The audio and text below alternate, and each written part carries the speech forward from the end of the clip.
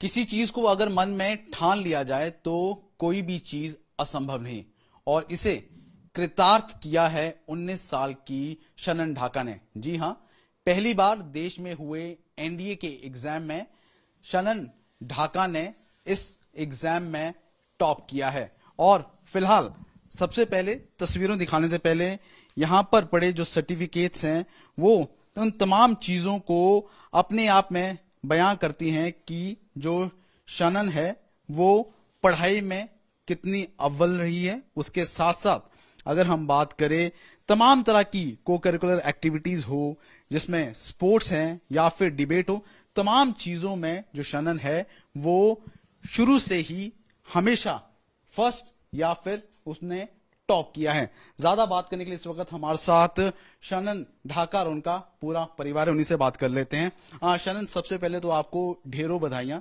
कि देश में पहली बार एनडीए का एग्जाम हुआ लड़कियों का और उसमें आपने टॉप किया, कैसा लग रहा है?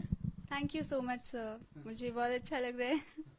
ओके शनन, अगर हम बात करें इस एग्जाम की, क्योंकि पहली बार एग्जाम हुआ, कितनी तैयारी इस एग्जाम के लिए की और किस तरह से सब सारी चीजों को प्लान आउट किया?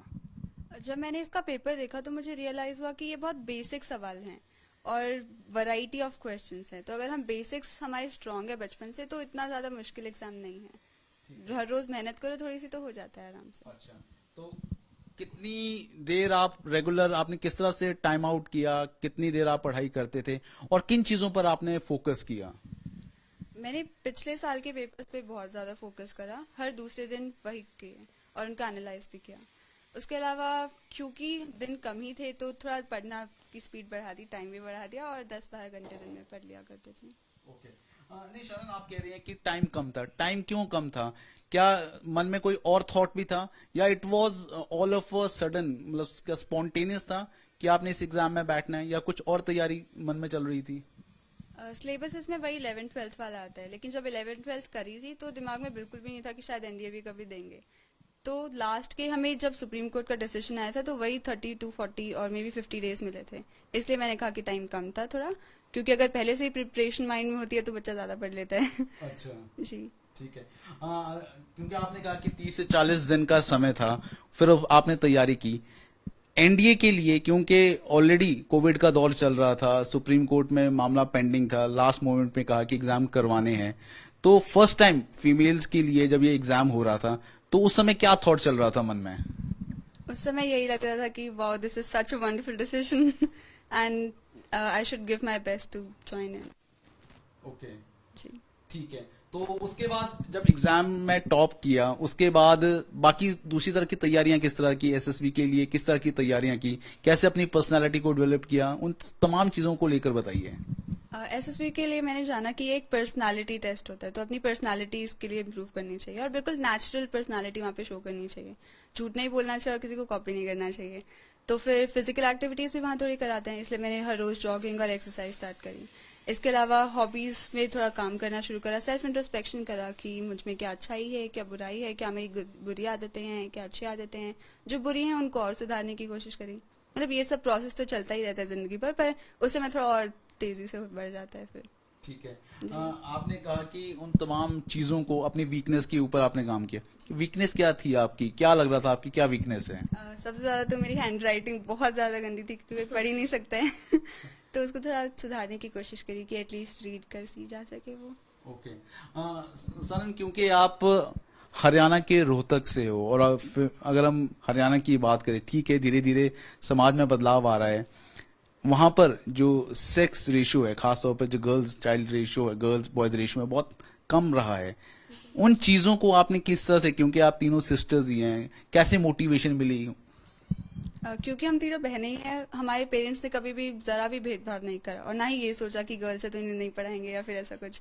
उन्होंने हमें बहुत ही अच्छे से सारी फैसिलिटीज ऑफर करी जो वो अगर उनका बेटा होता तो उसको भी ऑफर करते, इसलिए कभी भी कोई दिक्कत महसूस ही नहीं हुई। और अगर होती भी तो उस समय शायद ऐसा लगता कि इन दिक्कतों का एक ही सोल्यूशन है कि कुछ अच्छा किया जाए। ओके नहीं, लेकिन आपने कहा कि कोई भी तरह की पेरेंट्स की तरफ से कभी दिक्कत नहीं आई, लेकिन आर्मी ही क्यों चुना गया? मतलब आर्मी के लिए ही क्यों, क्या मन में था कि आर्मी में ही जाना है? मेरी फैमिली में सब लोग, दादा पापा दीदी सब आर्मी में ही थे, तो बचपन से ही आर्मी लाइफ देखी थी। तो जब भी आर्मी ऑफिसर्स को इधर उधर कैंट में जाते देखते थे या स्कूल जाते थे, तो प्रिंसिपल भी हमारी आर्मी ऑफिसर ही थी, तो उन्हें देखकर लगता था कि आर्मी ऑफिसर्स के लिए एक अलग ही रिस्पेक्ट होती है सबके मन में, और लोग भी बहुत ज्यादा ट्रस्ट करते हैं आर्मी का नाम लेते ही, और बहुत एडवेंचरस लाइफ होती है। एक 9 to 5 फिक्स जॉब नहीं है कि आपको हर रोज यही करना है, हर रोज नए नए अलग अलग काम होते हैं। आपकी होलिस्टिक डेवलपमेंट होती है, कभी आप कुछ सीखते हो, कभी कुछ सीखते हो, फिजिकली, मेंटली, इमोशनली हर तरीके से स्ट्रांग हो जाते हो। तो एक बहुत ही वंडरफुल करियर भी हो जाता है, और साथ में आप देश को सर्व कर पाते हो। आपको कभी भी ऐसा फील नहीं होगा कि लाइफ में कुछ अच्छा कर सकते थे, कुछ देश के लिए कर सकते थे, क्योंकि आप आर्मी में हो तो आप हर पल देश के लिए कर रहे होंगे। ओके सानन, अभी अगर हम रिसेंटली बात करें, एक कंट्रोवर्सी चल रही है अग्निवीर, क्या उसके बारे में कुछ है आपको जानकारी? क्या है ये कंट्रोवर्सी, उसको लेकर आपका कोई थॉट है? आई थिंक ये बहुत ही कंट्रोवर्शियल टॉपिक है, और इस वक्त मुझे नेशनल टीवी पे इस बारे में कोई स्टेटमेंट नहीं देनी चाहिए। चलो ठीक है। उसके अलावा पेरेंट्स है, उनसे भी बात कर लेते हैं। विजय जी, सबसे पहले तो आपको ढेरों बधाइयां। आपकी आपको भी धन्यवाद इसके लिए। विजय जी, अगर हम बात करें आपकी बेटी ने जो ये उपलब्धि हासिल की है, कैसा आपको लग रहा है और कितनी मेहनत आपकी बेटी ने की, और किस तरह से आप अपनी बेटी को गाइड करते थे कि इस अचीवमेंट तक पहुंचा जाए? बेटी के स्कूल लेवल से स्टडी को देखते हुए जब इसने एग्जाम के लिए ये भरा, फॉर्म भरा एनडीए के एग्जाम के लिए, तो उसके लिए जो इसको सुविधा महसूस होने थी वो हमने प्रोड्यूस कराई, बुक से लेके, टाइम से लेके। मेन तो उसको टाइम देना होता है और अपने माइंड सेट से खुद स्टडी करना है। बोला इच्छा आपकी है, हमारा काम है हर स्टडी में काम आने वाली हर चीज को प्रोड्यूस करना। ठीक है, वो हमने किया। क्योंकि विजय जी, आप खुद से, आप आर्मी में आपका बैकग्राउंड रहा है, आर्मी से आप रिटायर हुए हैं। अगर हम हरियाणा की बात करें, क्योंकि वहां पर जो लिंग अनुपात है काफी कम है बेटियों का, धीरे धीरे चीजें वहां पर भी बदलाव आ रही है, तो आपके उस दौर में जब बेटियां हुई तो समाज की तरफ से कभी आपको लगा कि लड़का होना चाहिए? ऐसा तो कोई ज्यादा ऐसा महसूस नहीं हुआ, लेकिन जब सनन का बर्थडे हुआ तब थोड़ा महसूस हुआ था दिल में चंद दिनों के लिए। तब तक फिर जैसे स्कूल जाने लगी, इसकी बड़ी बहन पढ़ाई में अव्वल होने लगी, तो फिर मन में यही आया कि जब ये बड़ी बहन ही पढ़ाई में अच्छी है, फर्स्ट और सेकंड पोजीशन ले रही है, तो क्यों नहीं इसी के कदमों पर चलते हुए ये भी इसी तरफ आगे बढ़ेगी। अच्छा। तो इसके बारे में हमने सोचने का ज्यादा सोचा ही नहीं इस तरफ। उसके बाद जब बड़ी बहन अच्छी पढ़ाई की तरफ चल गई तो कि वो अपने आप इसको अपनी साथ पीछे लाइन पर लेकर आ जाएगी। ठीक है।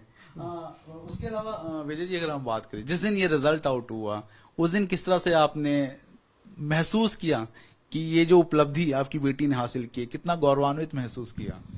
ये तो हमें बहुत खुशी महसूस हुई उस टाइम, लेकिन एट ए टाइम ये पता नहीं था कि ये फर्स्ट टॉप किया है गर्ल में, लेकिन इतना आ गया था कि टॉप 10 में है, नंबर 10 पे है।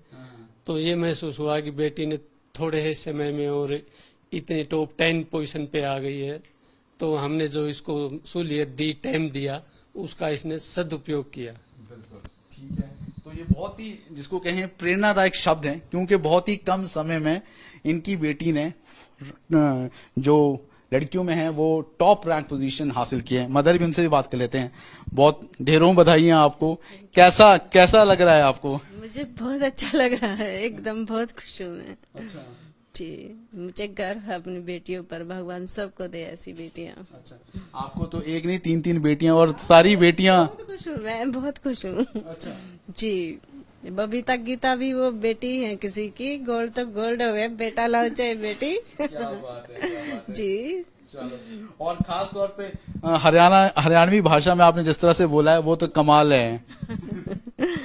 जी चलो, तो ये था परिवार पूरा शानन का, और खास तौर पर अगर इस उपलब्धि की हम बात करें तो अपने आप में ये गौरवान्वित करने वाला पल है, क्योंकि एनडीए के पहली बार एग्जाम हुआ और उस सेक्शन में, जो लड़कियों वाला सेक्शन है, उस सेक्शन में उन्होंने टॉप किया। उसके अलावा ओवरऑल अगर हम बात करें तो शानन का एनडीए के इस एग्जाम में 10वां रैंक है। उसके साथ साथ आपको बता दें कि पहली बार एनडीए का इस बार फीमेल्स कैटेगरी में जो एग्जाम है वो सुप्रीम कोर्ट की डायरेक्शंस के बाद हुआ था, और जिसमें शानन ने उस कैटेगरी में टॉप किया है। 5 लाख लगभग 76,000 लोगों ने इस बार इस एग्जाम में एंट्रेंस दिया था, और अगर हम लड़कियों की कैटेगरी में बात करें तो लगभग 1,76,000 जो फीमेल एस्पिरेंट्स थे उन्होंने इस अटेम्प्ट को दिया था। वीडियो जर्नलिस्ट गिरीश दुर्गापाल के साथ ललित शर्मा, चंडीगढ़।